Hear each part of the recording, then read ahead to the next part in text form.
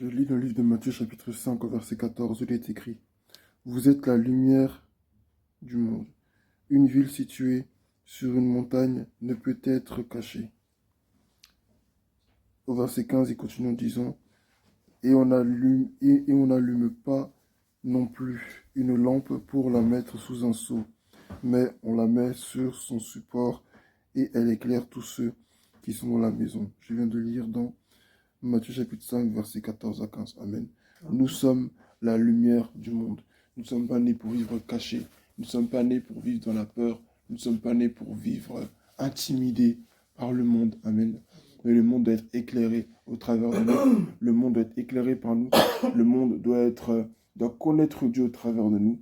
Si le monde cherche une réponse, c'est au travers de nous. Être la lumière du monde, c'est pas juste dire je vais parler de Jésus. Non, être la lumière du monde, c'est être le canal par lequel la vérité se fait connaître.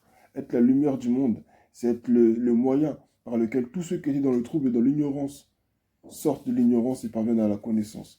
C'est une vérité historique que le monde ne connaissait pas. C'est par les enfants de Dieu aussi que cette vérité doit se faire connaître.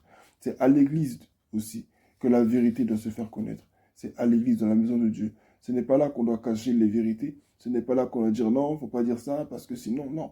C'est là où il y a la présence de Dieu, tout doit être dévoilé. Amen. Nous sommes la lumière du monde. Et le monde qui est sous la lumière du monde, c'est parce que le monde justement est dans les ténèbres. Amen. Et nous devons l'éclairer par la parole de Dieu. C'est vrai, leur dire que Jésus sauve, oui, mais aussi dire la vérité. Amen. N'ayons pas peur de dire la vérité, car c'est la vérité qui affranchit et qui libère. Que le Seigneur soit béni. Amen. Amen.